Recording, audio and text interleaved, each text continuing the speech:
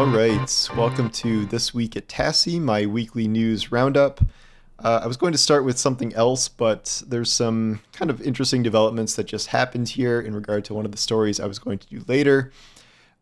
This was a story about how Arc Raiders and Call of Duty were both using AI to a certain extent. The Arc story is that they're using AI voice work to some extent, where it's a little weird because some voice actors gave their permission for Embark to use their voices and kind of remix them using AI. But that kind of takes away from voice actors who don't want to put their voices into AI.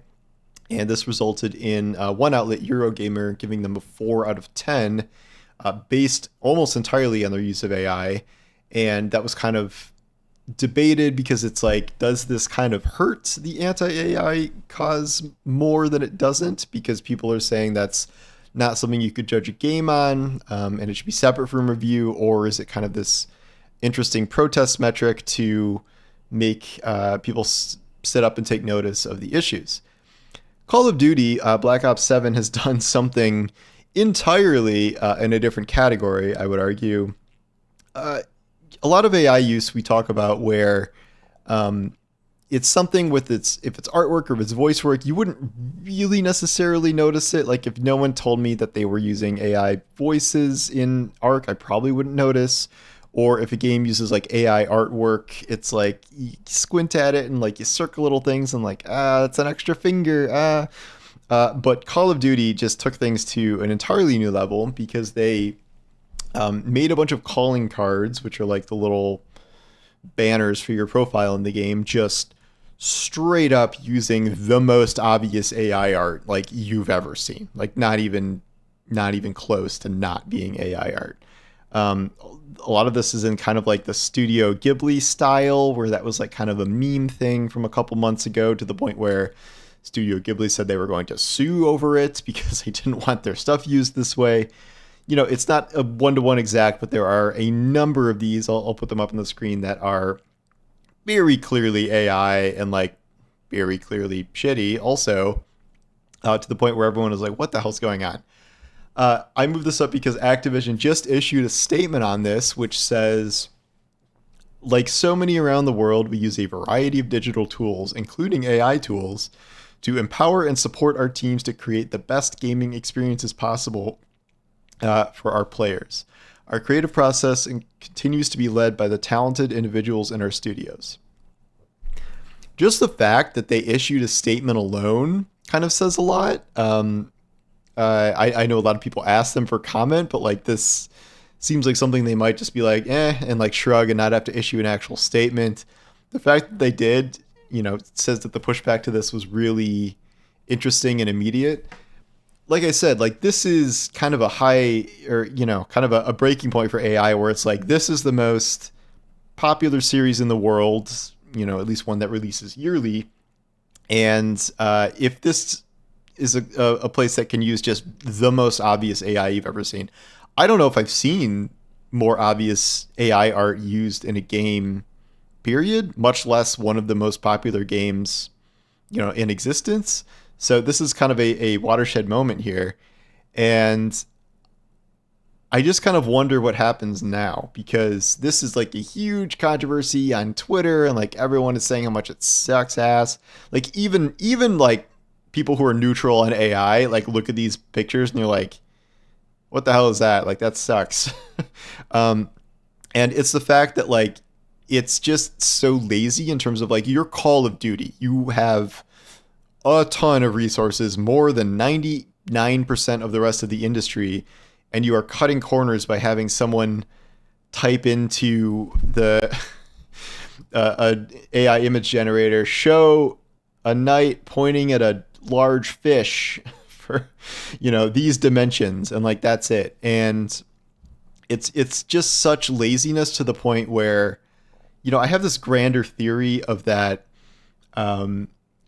I wonder if we're going to reach a point where it's not just like, this thing can slip by and get past mainstream audiences. It's going to go to a point eventually where things are just so shitty and bad looking that I think like human art, human creation is going to be valued again. Like we've already seen some movies and stuff being like no generative AI was used in the making of this.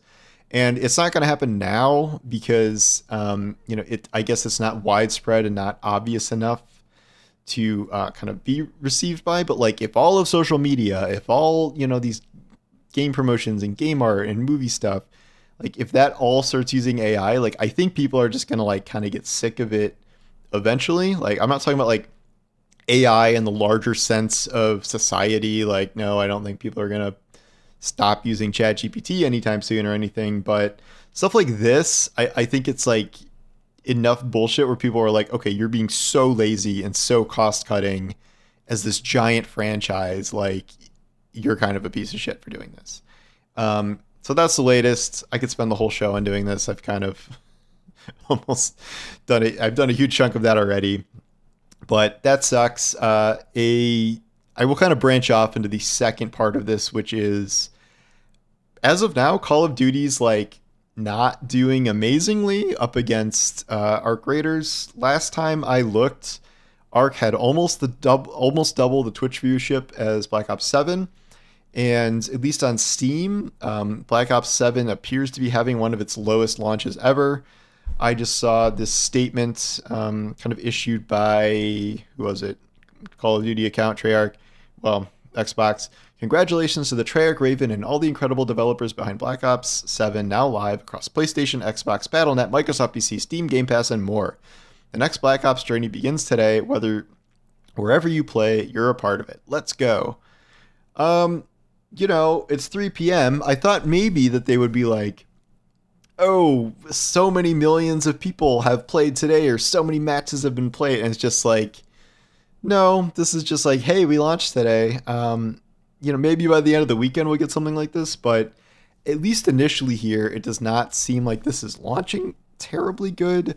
I wrote a thing earlier about like kind of review scores and how early scores were good, but that should be taken with a grain of salt, and we probably shouldn't listen to them yet because this is very early, and there are 20 PC reviews in for an 84.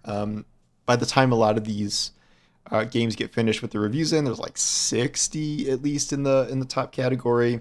That said, an 84 would be the highest scored Call of Duty game in at least a decade. So, I mean, I guess critics are just loving it. In terms of the player count, though, going up against Battlefield 6 and Arc Raiders is a significant obstacle that they have not had to run into at this point. I don't think anyone, including them, was expecting Arc Raiders to be the insane success that it was. So I am very, very curious how this goes over the course of the weekend. I mean, it's Friday. We're heading into prime gameplay time, so I guess we'll see. But, this isn't based on AI art or anything, but there's been this kind of general sense that Call of Duty was probably going to be slipping this year, and it may not even depend on the quality of the game necessarily. It's just that it's got some really, really steep competition, which is not something we normally see. I talked about this earlier in the week. This is the inevitable Destiny story here, but it's significant. This is where Sony did an impairment loss in their quarterly report for Bungie, saying that they are taking a 200 million-ish loss on that. There's some confusion about what this is. People are like, oh, well, Destiny lost $200 million. That's not what this is. It's just saying that they're devaluing their, Bungie as an asset by $200 million. As you may recall, they paid $3.6 billion for Bungie back in 2022, which seemed like kind of an insane amount at the time. Like, in what world is Bungie worth $3.6 billion? Like, don't get me wrong, love Bungie, but at the time, that was a one-game studio with a game that was 5 years old and just like the promise of another live service game and this vague idea that they could help single-player studios make live service games, which has notoriously been close to impossible in many circumstances. So I think Sony overvalued Bungie from the start. Obviously, Destiny has not performed as well as they want. Marathon's been delayed. But a story about this later was that despite this, Sony still says that 40% of its revenue is made up by live service games. And they cite MLB The Show as one of those. You can, I guess, debate whether that's a live service, but the main two are Destiny 2 and Helldivers 2. And I remarked that those two, both of them, including Helldivers, are at their lowest player count record ever. So even if Destiny 2 specifically is underperforming, as we all kind of know, Sony's still in a spot where that makes up, all these games, these live games make up a significant portion of their revenue. So you can understand why they keep pushing forward from this, even if they very much seem like they've kind of lost step with this whole thing. They've canceled projects. They had goddamn Concord, and yet there's still a significant amount of the revenue made up from this stuff. I think that says more about Sony, maybe, than it does these games, and I think the devaluation also reflects badly on Sony because they overpaid for Bungie, obviously.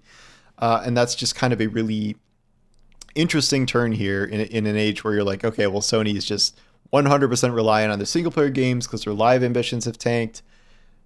No, it's still a very huge chunk just based on a very limited amount of games. They are trying to expand that. That branches into my next point here, where a Horizon Steel Frontiers MMO was announced, and it is on mobile. It is on mobile and PC, and it is not on PlayStation. This is made by NCSoft in conjunction with Guerrilla, and we got a trailer and some information. It's an MMO. You create your own character. That is the thumbnail here. That is a created character for this, and it's an MMO that will take place in some, I think the region is like somewhere in Arizona, or like the equivalent of Arizona in this. And like, this is like, it's not being developed for release on PlayStation. Like, it is a mobile first game, but it will also be released on PC. So I made the point in an article today that you can play this on the Steam box, which plays PC games, but you cannot play it on a PS5, which we are entering this very weird era of multi-platform releases where something like that can happen. Apparently Xbox is going to develop a console or whatever that can hold multiple storefronts. So in theory, if this existed now, you could have a Horizon game that existed and was able to be played on an Xbox, but not a PlayStation. If it is coming to PlayStation, they haven't announced that. They haven't hinted at that.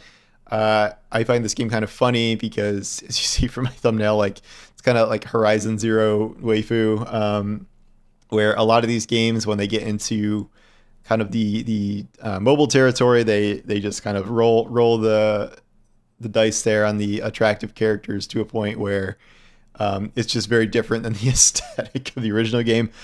Aloy, whatever. It's been this like culture war thing of like, she's not pretty enough, and like, okay, like whatever, she looks fine. But here it's just like, oh, here's the hyper traditionally attractive version of these Horizon characters. Destiny Rising did this too, which is very funny, where like every new character they introduce, like male or female, is like very hot. It's just kind of like a mobile Asian region thing, which it's just kind of funny that all these games are kind of like homogenous in that front, and especially with Horizon, given all the controversy about it. We'll see how it does. I mean, if this is a huge hit, then I imagine they are probably going to want to port it to PlayStation. This is not the game that you may have heard about Guerrilla making, which is a different Horizon multiplayer game. This is supposedly their next big project, as opposed to Horizon 03 or whatever they're going to call it. And that is some sort of like multiplayer co-op monster fighter, at least from the looks of it. It's a little unclear, but the art we've seen from that is like very cartoony, so it's not going to look like this.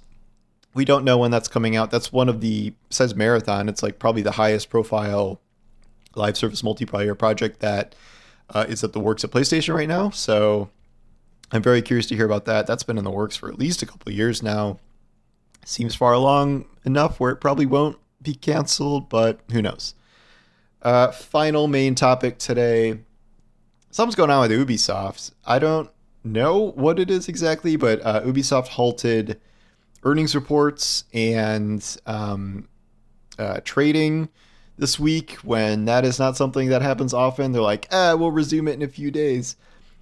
That really only happens if something like crazy big is happening. So there's this idea that after all this kind of waffling, like Ubisoft may be getting sold to someone. As you I don't know if you've tracked this, but Ubisoft's market cap has been going down and down and down and down and down over the years to the point where it's I don't know if it's above what Sony paid for Bungie. I don't know if it's above like 3 billion. It's just very small now. And again, this is like some culture war thing where it's like, Assassin's Creed Shadows like lowered their value. It's like, no, this has been happening for a very long time, and Ubisoft has been struggling in many ways. So the idea here is that maybe someone is swooping in to buy them. We don't know exactly who that would be. EA is being taken private by mainly Saudi Arabia. Saudi Arabia loves buying things. Who knows? I don't think this is some sort of like Microsoft takeover of Ubisoft, but who knows? But we do know that something kind of big and suspicious is happening here, and I'm certainly curious as to what it's going to be. I don't know what it will mean for its future projects. We have like 50 Assassin's Creed games lined up. We have, what else is even Ubisoft on? I mean, the franchises they have are like Far Cry and Watch Dogs, and they're making The Division 3, allegedly. That's probably something I'm the most interested in, but if they get sold, no real idea what that's going to be, or what they might change or cut. Usually these acquisitions come with a lot of cuts, some cancellations and things like that. I thought maybe we'd hear by now, but at the time I'm recording this, I don't think there's been anything announced. So I don't know, but stay tuned for that, because that sounds like it's going to be a pretty big deal in the industry. As for me, I have been playing Dispatch. That is the superhero story game that is barely a game. This is like kind of the, Telltale Walking Dead style of game, which is mostly story driven. It was recommended to me by a lot of people. People are like, it's a last minute game of the year contender. And I played the first 6 chapters over the course of 2 days, and then the finale was Wednesday. Yeah, man. I mean, I think it's top 5 game of the year for me. I really like this. Incredible story driven stuff. You could tell it kind of like was originally conceived as a TV show and made into this, but I really enjoyed it. Some faults I found with it is like the gameplay is pretty minimal, and what gameplay there is can often rely on some amount of RNG, which if you get bad luck, that can affect the story, which I don't like. The story also kind of herds you into kind of very obvious directions of like, gee, I wonder what happens if I do this with this character. And like, sure enough, you're right. There's not that many surprises in there. That said, I really loved my arc. I loved all the characters that I met and got to, bond with. And this was an excellent entry in this kind of genre, to the point where like I haven't played one of these Telltale style games in a very long time. Absolutely recommend it. You should check it out. Definitely, I got to find out where it is in the top games of the year list for me, but I think it's definitely top 5. So anyway, thank you for watching, and I'll talk to you soon. Take care.